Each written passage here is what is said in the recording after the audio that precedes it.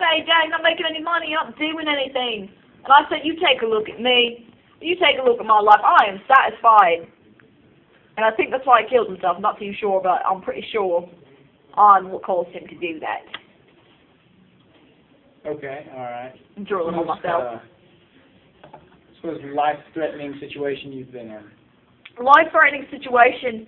There was a moment once where I was sneaking through a Walmart, and I was in the section of nightwear and pantyhose, and an employee walked by and said, "Hey, oi, what are you doing here? Get out of here!" And I went to run away, and I ran straight into the shelf.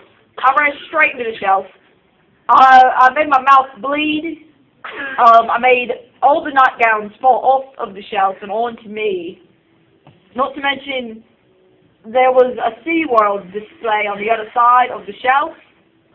And there was a lot of things like crabs and fish and starfish, coral reef, and other saltwater creatures, and octopus, ham. They were serving ham. But the shelf, it kind of fell over onto all the sea creatures. And the sea creatures dispersed all over the store. There's just everything flopping around. It's a horrible thing. So much water was everywhere. What I just did was, I just left. I just got up and left. I didn't want to be in that situation. I pretended like I didn't do anything, and I just walked out of the store. Bloody lip. I had rule number one to being an adventurer is you got to roll up your pants a little bit just in case you're running into some water. I don't think I rolled up my pants. You never know when you're going to run into some water. You got to pretend like you got to expect a flood at all times. So, would you say that bloody lip is the worst injury you've ever done? Well, there was a time that I was walking out from under someone's porch back before I had a show. I was just breaking into someone's house like I would do normally on a weekend. You know, any other British kid walking around London. Anyway, I was walking out from under their porch, and I didn't have a shirt on. And I said, you know what? I think I'm going to slide down this hill. And I slid down the hill. I scraped all my nipples. I say all because I have more than one. I have two. I don't know if that's normal, but I know I have two of them. I scraped most of them when I went down. I went down hard. I went down real hard. That's my worst injury, I have to say. I must say.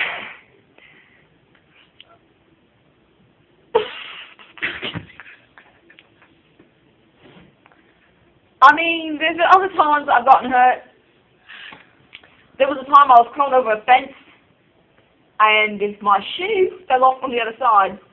And I said, hey, I don't want to walk around with only one shoe on. I don't want to look like a bloody fool. So I said, I'm going to go to the other side and get my shoe. Up to the other side, put my shoe on, walked out the gate. Actually, I forgot there wasn't a story about getting hurt. There was just a story about how I lost my shoe then. That was a good time. I was at a family reunion, and I was showing off that I was good at climbing fences. But I looked very foolish because my shoe fell off. That was when my son was alive and my wife was still Asian. But it was still there. So, what do you say to the rumors that you're actually from Australia and not England? I say that is ignorant. I'm clearly British. I think it's rubbish that anyone would assume to think that I'd be from a dirty place as Australia. Nothing but sticky people and white beaters and hats, kangaroos with joeys in their pouches, sand, koalas, scorching hot sun. What about the equator? No one wants to be near the equator. I'm offended that you would think I'm from such a stupid place as Australia when the equator is right above them. I don't ever want to be compared to fools who live near the equator. I mean, the water only flows one way, and that is counterclockwise. And if you dare try to do anything else, such as any kind of sorcery to make water go the opposite direction, then I hate you. I hate everything about you. Fuck you, Australia. I hate you. Your accents are too similar to ours. And you think you're all high and mighty because it's always warm up in Australia. It's always so warm. It's like we're the belt of the earth. Well, I have some news for you. No one likes to wear belts. Not even the earth. The earth hates you. I hate you. We all hate you. Go to hell, Australia. Okay, and I hate to bring up this last touchy rumor, but what do you say to the rumor that you are actually a woman? I'm going to say to stop crying. It's not that I'm a woman. It's that my hair grows so utterly soft. And my body has such soft features that it's hard for me not to embrace the fact that I look like a woman. Sure, I was born with both parts, but that doesn't matter. Doesn't matter one bit. I am what I am. And my name is Arnold sen-treeee-all. And I was born in a society that says you have to be a gender. You have to be something. You can't just be nothing. So, are you actually saying that those rumors are true? Or are they not? I'm not saying they're fake. I'm saying it's life. It's life. Like the game where you spin to see who goes first, and you either go to the workforce or you go to college, and then you gotta stop at all the stop signs on the game board. But I'm sorry to interrupt you, but when you get married, is there a little boy piece or a girl piece It's that's put in your phone? It's hard to explain. But when you have a passion for something so strong as exploring urban environments, you don't care what gender you are. Buildings don't care what gender you are. Buildings, I like to explore buildings because they don't judge me. They don't judge me. And yes, I am a woman. But I also have another part to me. As another part, I like to think of it as my deformity. But it's not really a deformity. I told my wife when we got married I didn't have any balls. Because I honestly don't. It's just a vagina. And the penis part. But, I mean, what am I going to do? I don't want to cut it off. It's already a part of me. It's a part of me. Sure, it's really hard when you get a boner. It's not my problem. It's everybody else's problem.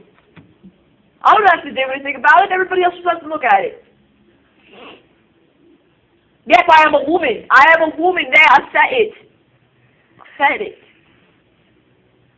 Okay, well, we're going to end on a lighter note. Favorite place, building that you have explored? My favorite place. We're calling this place in Todd the Space Needle. It's out of Washington. I was there for a festival. Festival of lights and sounds and foods and genders and grass and furniture. It was a convention for many things. It was a festival for many, many things. And I said, hey, I'm a little drunk, but I'm going to go into the Space Needle. All 5,000 feet of it up in the air. Are you okay? I almost threw up just now because I was remembering the way it smelled when I got up there. It smelled really bad. I crawled up to the top. Well, you see, at first, I was like, I could take the elevator up to space. It's okay. Do you need a trash can? It will be fine. But I was like, I could take the elevator up to Space Needle. I think I'm just going to rappel. So I took my grappling hook, and I started grappling with my hooks. And eventually, after tons and tons of clinging, I'm a clinger. I don't know if you know this. I believe the correct term is a clinger. I cling to the top of it. I got to the...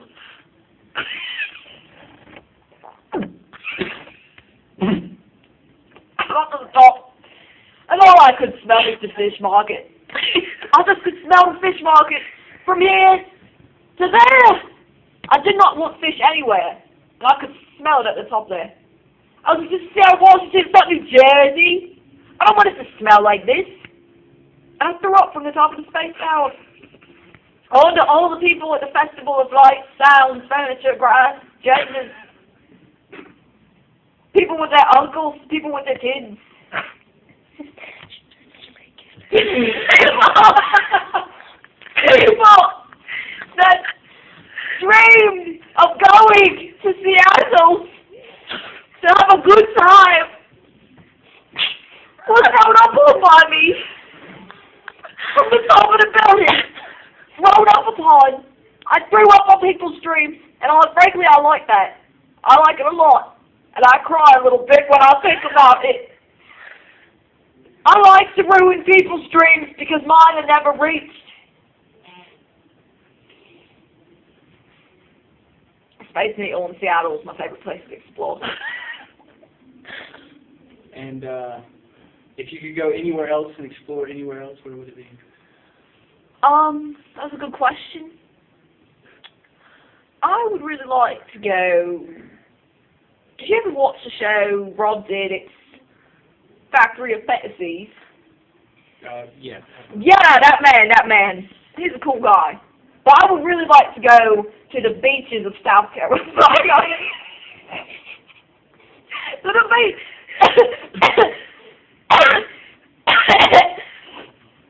To the beaches of South Carolina.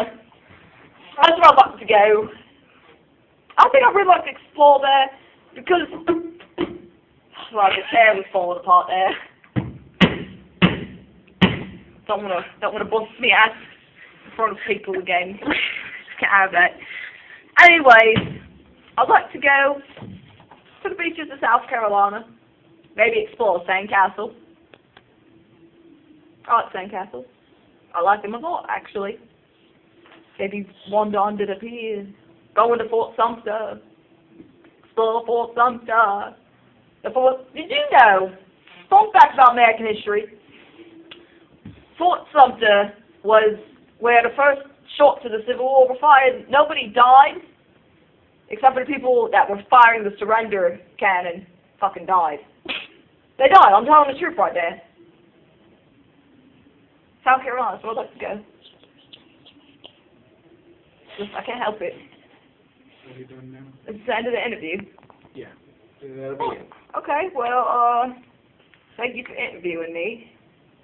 Really appreciate that. You're welcome, Arnold. Central. Sen-treeee-all. Sen-treeee-all, that's correct.